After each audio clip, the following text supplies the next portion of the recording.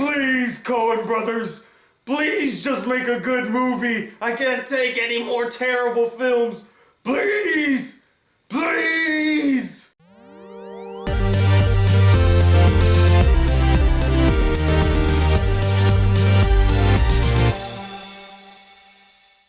Hey guys, the Black Critic Guy, and I'm here today to review the film Hail Caesar! Now, Hail Caesar, in a nutshell, depicts the somewhat typical day on a movie studio lot. I mean, yeah, sure, a lot of things happen in the film, but everything that happens in the film are either things that probably happened or actually happened to movie studios during the 1940s and 50s, like actors being kidnapped and held for ransom, people trying to blackmail certain actors, the studio trying to protect certain actors and actresses' images, and a whole bunch of other complications that Hollywood execs had to deal with. Now, when it comes to the Coen Brothers as filmmakers, they're very hit or miss for me. Sometimes I really like their work, like Fargo, True Grit, and my all-time favorite, Oh Brother, Where Art Thou? But sometimes I just really hate their work, like Blood Simple, The Hudsucker Proxy, Intolerable Cruelty, and Lady Killers, which is considered to be their worst film. And then there are times where they make films that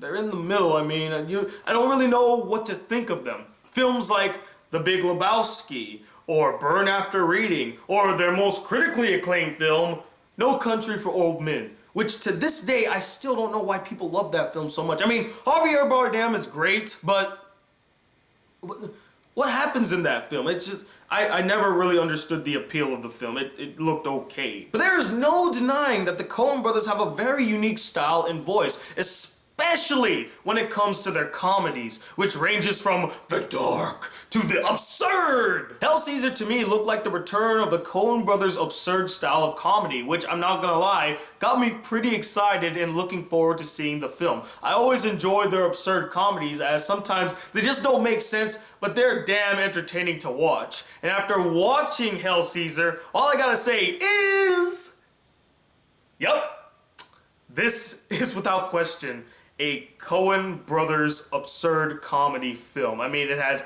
every single trait in the book. I just couldn't escape the feeling that I was watching The Big Lebowski or Burn After Reading all over again, as the film mirrors their styles almost seamlessly. I mean, with the jumbled story that goes many directions at the same time, sometimes having scenes that don't even tie back in to the main story, wacky and over-the-top characters that appear and then disappear, freaking a narrator that just pops in and out in the story and really doesn't serve a real purpose. I mean, seriously, am I just watching The Big Lebowski too? But again, that ties back into the unique style and voice of a Coen Brothers comedy. I mean, it does go so many different directions all at the same time with so many different characters and scenarios that you don't know where the hell the story is going and how it's going to land. But that keeps you intrigued and invested and wanting to see more and where the story is going. And when it finally does land, you're just laughing your ass off at how hilarious and outright ridiculous some of these situations and scenarios are. Not to mention that after thinking about it, I came to realize that a lot of the Coen Brothers comedies are very representative of life. Now, I'm not saying like the situations or scenarios that the characters get into are realistic. I mean, they could be to a certain degree. But what I mean is that most of their comedies don't really have much of a through storyline. I mean, they have an inkling of a through storyline, but mainly it focuses on random encounters and side characters that pop up now and again. I mean, how many times the story gets like sidetracked or derailed because the main character, Eddie Mannix, like meets another character and has to deal with another scenario. I mean, they do it constantly throughout the film. And they do the same thing in The Big Lebowski and Burn After Reading.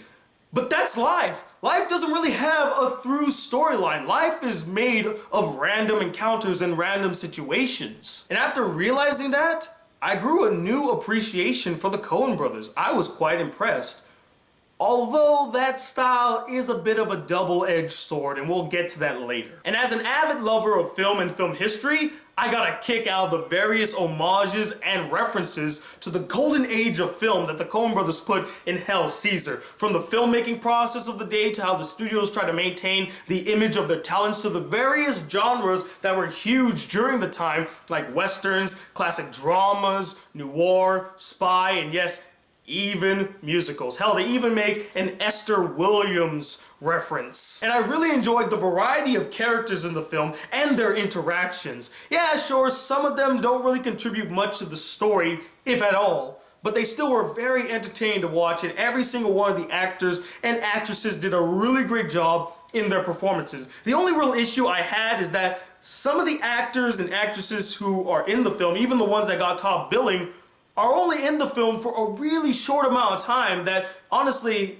it could be considered a cameo. Like Jonah Hill and Frances McDormand are only in the film for around 2 to 3 minutes, and that's the last time you ever see them. I mean, they were in the freaking trailer. They got top billing, and their characters are only in for a few minutes? What the hell? Why not give them more to do in the film? Like, really show their talents. But that's really just a nitpick. The two standout performances and the ones that get the most focus are, first off, Josh Brolin as Eddie Mannix, who's kind of like the noir archetype. He's one of the studio execs who kind of watches out for the talent, but I love that he goes around and he slaps people around like your typical noir type character of that era. And out of all the characters and stories in this film, his character is the most developed and has the most interesting side story, dealing with him getting another job offer with another company and having to leave the film industry. And his passion for his work is truly admirable, and I felt like that was just the Coen Brothers kind of like writing their thoughts about film, and people who think that film is just for kids and doesn't require real hard work. I think that's them just releasing their anger to people who say that often. And the second standout performance is this guy.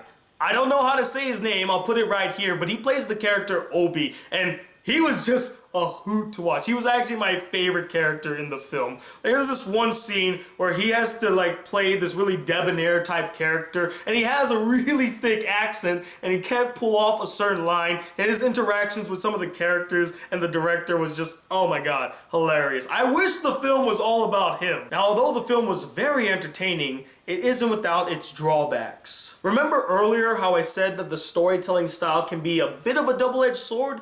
What I meant by that is that although the story does have the unique style of being representative of life, it does come off as a bit unfocused in the narrative sense, which most films are. They are narrative stories. And because it just keeps getting sidelined constantly throughout, it feels like the story doesn't really have much focus, if at all. And to some people, that can be very jarring, not really knowing where the focus of the film lies. Where is the story going? It's kind of irritating, like, stop getting sidetracked. Can we just have a through storyline, please? It gets especially irritating when a majority of your scenes don't even tie back in to the main story and are completely irrelevant and unnecessary. And tying into that, some of these irrelevant scenes drag on for way too long to the point where it's no longer funny, it's just really irritating. Can we get back to the main story now? And though I overall liked all the characters, I can't help but feel like some of them